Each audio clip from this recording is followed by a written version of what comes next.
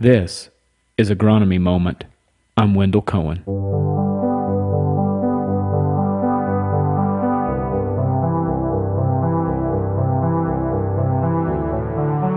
Good day to everybody. Joining me today is Scott Dickey, Regional Agronomist Manager for Beck's Hybrids. He's formerly been the field agronomist here in our area, the neck of the woods, and still covering us as well until we find a agronomist to join us. Yes, and I've had some good promise there. Nevertheless, well supported by Scott's work here as he continue forward into this season. Wanted to talk a little bit about spring planting, and as we're getting really close. We're on the verge. I think if we hadn't got this rain, we'd have seen this weekend things starting to happen. But there's some anhydrous acres still going in, and so that brings me to a question: is some of the challenges. First of all, what are some challenges we can run into, Scott, if we get too close with our anhydrous applied here in the spring to our planting, our seed trench? Sure.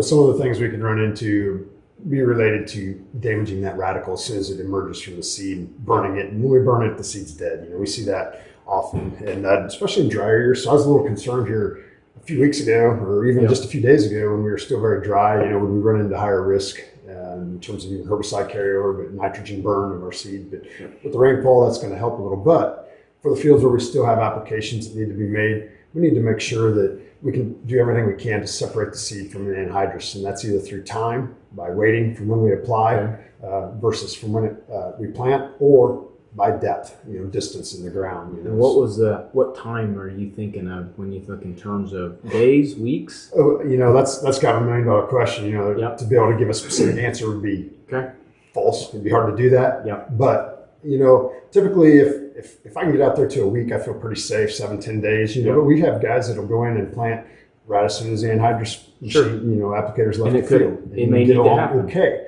But typically, if you want to reduce your risk, you're going to increase the time or distance between the seed. So we can talk about offsetting your planter from the anhydrous applicators, the application rows versus where the seed is to help with that. Deeper application of the anhydrous if you're using a bar with a knife. 7-8 inches. Yep. Anything like that. Just again, it's separation either through time or distance in the ground. Reduces the risk. Okay, good stuff. Another question we're going to talk about here as we relate to the spring, and that has to do with weed control. Many put on and fall applied. We intended to in our own operation, did not get that done. Some others may have greening up fields of seeing blooming of winter annuals and so on. What are some things that we can still spray? Can I still spray Basis or some of these other blends, or tell us a little bit about that? Sure. We was looking at the Basis label yesterday, and that's still safe application. There's many options out there. Whether we talk about 2,4-D, talk about Roundup, tank mixes of those, dicambas, Gramoxone, Sharpen, lots of different products out there that can give us some burn down activity on the emerged weeds. And I think it's a matter of making sure you come up with a recipe that's going to be effective on the pressure that you have present in the field. I was talking about henbit. I'm seeing henbit starting to blossom like crazy in bright lit areas around my yard even. And show you how good a job I do in my yard having henbit going on.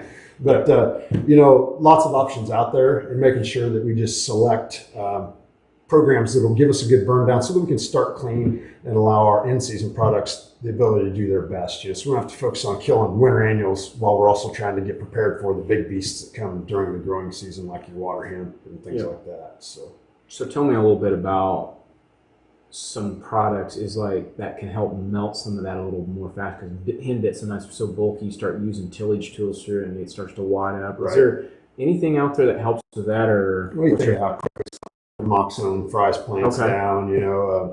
I think Sharpen's fairly quick in a lot of cases, and those would be a couple options out there. But, in general, when I look at what winter annuals do, the problem we run into is a lot of times we're trying to control them after they're already flowering. They've moved into reproductive growth. They're reaching maturity. So most herbicides, to me, seem to struggle to really bring those down to the ground. Even though they're done, it's more of a revenge spray at that point. And so it's difficult to, without using a contact type product that's really going to fry the plant down. If you're trying to use something that translocates, you're not going to see as effective bring down of those plants to the ground, making them simpler to deal with because they're at the end of their life cycle. And that's one of the difficulties we run into with those types of weeds, the winter annuals.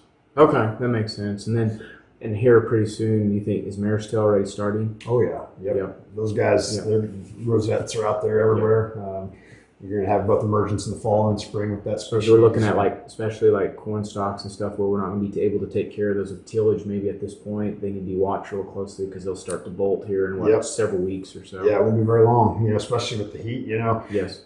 I've heard some people talk about when cold things probably aren't doing what they're supposed to be. I think, we've been actually having some decent weather lately, and it's been interesting. You just see how well the wheat's greened up just in the last week. Lawns are starting to green up. Fields are really starting to green up in the winter annuals. So even the Mare's Tail type species, they'll be bolting before we know it. Next week, here we are. They're going to be the first week of April right away, and got highs in the mid to upper 70s coming, and things are really going to start taking off. It's going to change rapidly. Yep, absolutely. Thank you everyone for watching today. Had this short little video and update to put out to help maybe when things dry up after this rain. We can move. So anyway, see you next time.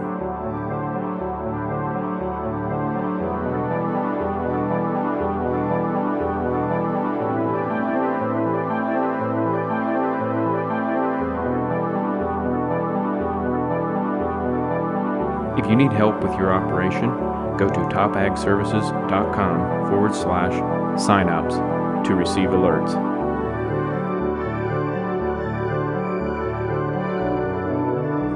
This is Agronomy Moment.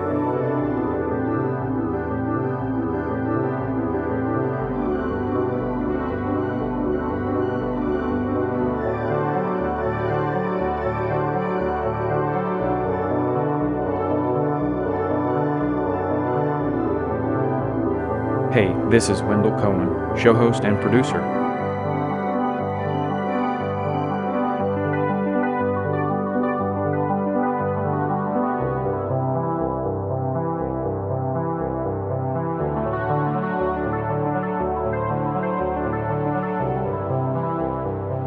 Thank you to all those who made this show possible. This show is over. See ya.